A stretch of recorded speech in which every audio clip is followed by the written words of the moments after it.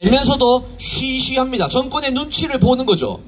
두 번째 현상이 어떻게 나타나냐면 이제 시간이 지나면 이 언론사 저 언론사 할 것 없이 서로 기사 내기 바쁩니다. 현재 정권이 이게 잘못됐다, 저게 잘못됐다, 경쟁적으로 폭로를 하기 시작할 것입니다. 지금 그런 현상이 나타나고 있죠. 한겨레에서도 현 정부를 까는 기사들이 이제 쏟아져 나오고 있습니다. 마지막으로 이 정권이 무너지기 전에 어떤 현상이 발생할 것이냐, 앞으로 더 많은 사람들이 문재인을 조롱하고 현 정권을 조롱하기 시작할 겁니다. 이제 연예인들도 나서서 문재인을 조롱하는 연예인이 나타날 겁니다.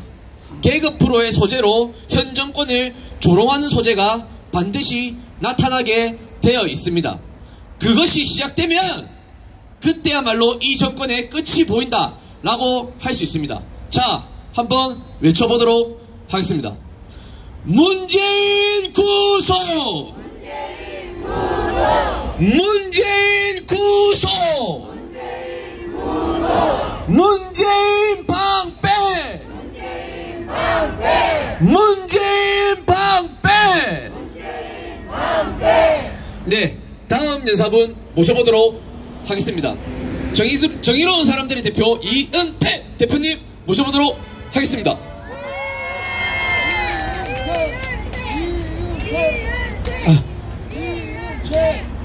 이거 누가? 이거 임자 없죠? 임자 없으신 거죠? 제가 눈이 작아도 보기는 잘 봅니다.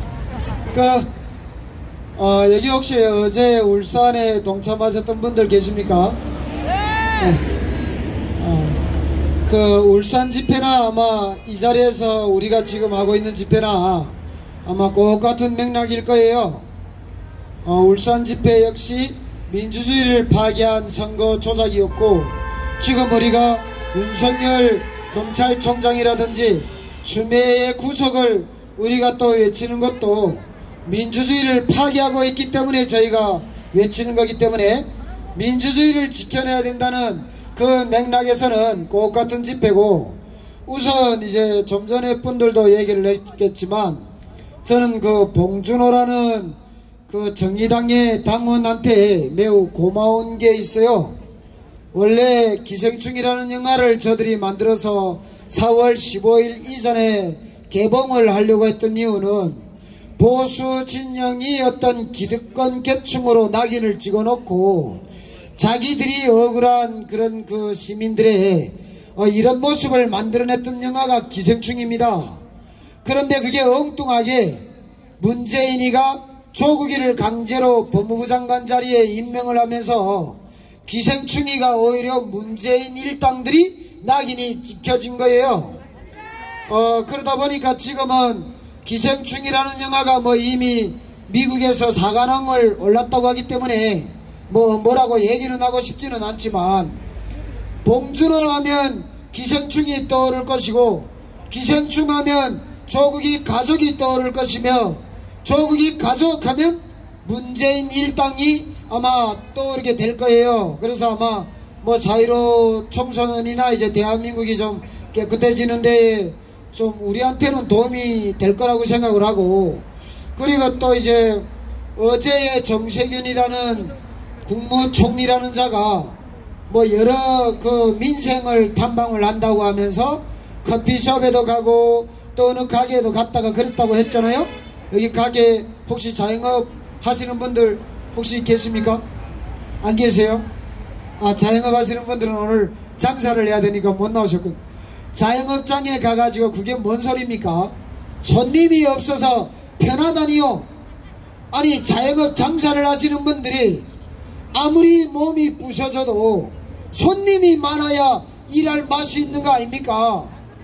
그런데 이 나라의 엄마격인 국무총리 자리에 앉아있는 자가 가게에 와서 한단 소리가 뭡니까? 문재인이가 3년 동안에 망가뜨린 이 나라의 경제와 임금 인상과 주 52시간이라는 말도 안 되는 민노총을 위한 경제 정책으로 인해 가지고 그 노동 정책 때문에 물가가 올랐고 건물 임대료가 올랐습니다. 그러다 보니 자영업자들이 어떻게 장사를 합니까? 알바생들을 다 내쫓고 내 마누라를 데려오고 내 자식들을 데려와서 가게에 앉혀놓고 있단 말이에요. 그런데 그 사람들한테 와서 이거 문재인이라는 정말 좆도 모르는 놈을 대통령 자리에 앉혀놓고 보다 보니까 여러분들 참 힘들겠습니다. 정부가 경제를 잘못 이끌어서 경제가 많이 죽었습니다. 이런 말 정도는 한 번을 해야 사람 새끼가 아니겠냐. 그런데 거기에 한다는 소리가 손님이 없어서 편하다니, 이게 총리라는 놈이 할 소리입니까 여러분? 그리고 그 커피집 그 사장한테다가는 또 이래요. 이 집이 장사가 잘 되니까 돈을 많이 벌어 놨을 테고 그러니 세금도 좀 많이 내라. 야, 저 어제요 울산에서 그 끝나서 저희 여기 올라오다 보면 오늘 새벽 2시 3시에 도착을 하거든요. 올라오다가 그 기사를 봤는데 물론 다른 분들도 얘기를 했겠지만 세상에 살다가 어떻게 저런 정신 나간 인간들이 대통령 자리에 앉아있고 국무총리 자리에 앉아있습니까? 너무나도 국민의 한 사람으로서는 이해가 안되고 도대체 말이 안 나와요. 이놈의 문재인 정권의 인사들을 보면 무슨 얘기를 할 수가 없습니다 하는 꼬라지들이. 그런데 또 이번에 민주당을 빼고 찍자고 얘기를 했던 임밀이라는 고려대학교 교수가 있죠. 얼마나 답답했으면 문재인을 지지했던 고려대학교의 교수가 야 이놈의 민주당만은 빼자, 얼마나 답답했으면 좌익에 정말 선봉에 섰던 진중권이가 민주당만은 빼자, 얼마나 답답했으면 민변의 변호사가 민주당만은 빼자, 얼마나 답답했으면 참여연대의 김경률이가 민주당만은 빼자. 여러분 이게 우연한 목소리겠냐?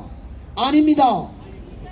조금이라도 제정신을 가진 국민이라면 민주당은 이 나라에서 날아가야 되는 게 맞다고 생각을 할 거예요. 그런데 그런 말을 했다고 집권 여당이 고발을 합니다. 선거법 위반으로. 그러니 가만히 있습니까? 불이 더 붙은 거 아니에요? 나도 고발해라.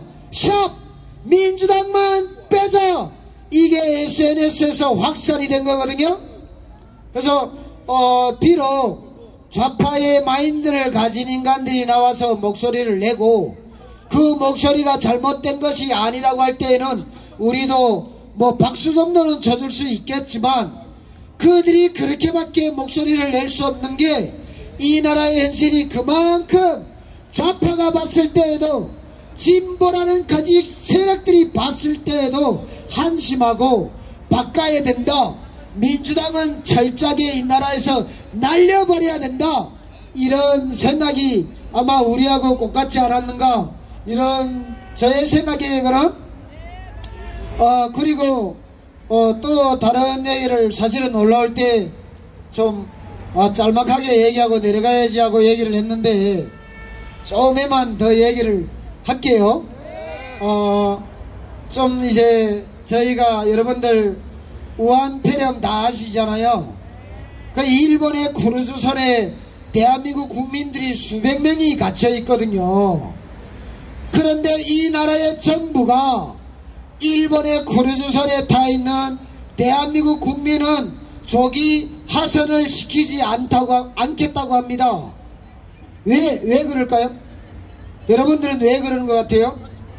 중국의 우한에 갇혀있는 우리나라의 교민도 우리나라의 국민이고 일본의 크루즈선에 타고 있는 대한민국의 국민도 우리나라 사람이 아닙니까? 그런데 우한에는 전세기를 보내서 우리 교민을 데리고 와야 되는데 왜 일본에 있는 크루즈선에 타고 있는 우리 교민은 안 될까요?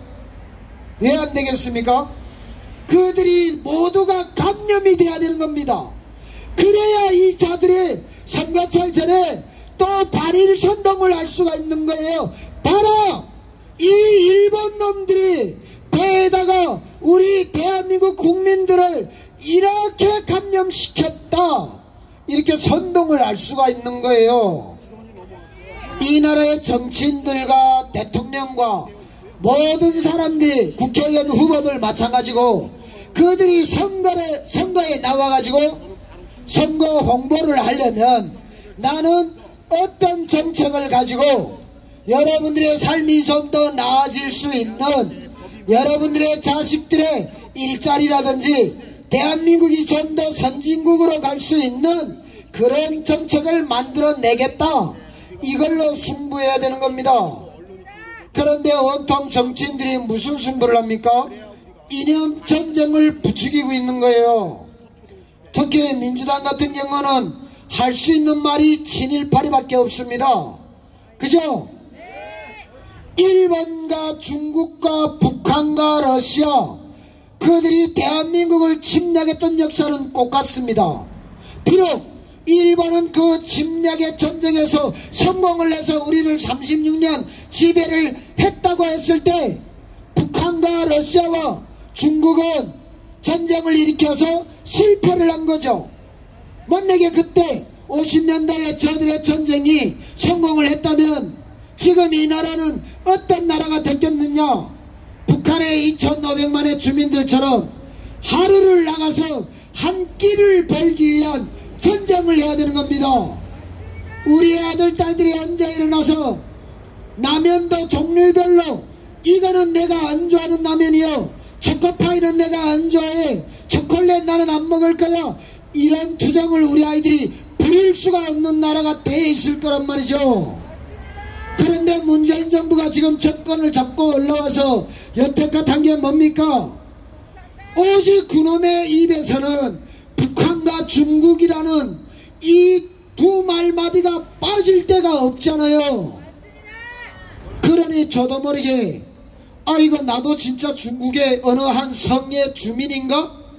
이런 세뇌가 문재인을 지지하는 아이들한테는 들어갈 수밖에 없죠. 우리가 왜 중국하고 친구여야 하는지 거기에 대한 이유도 모르고, 문재인이가 그냥 중국하고 친구라고 하니, 중국도 우리의 친구야, 중국의 유학생들 7만 명, 이 7만 명이 한국에 들어옵니다. 이 7만 명도 우리나라의 학생이야.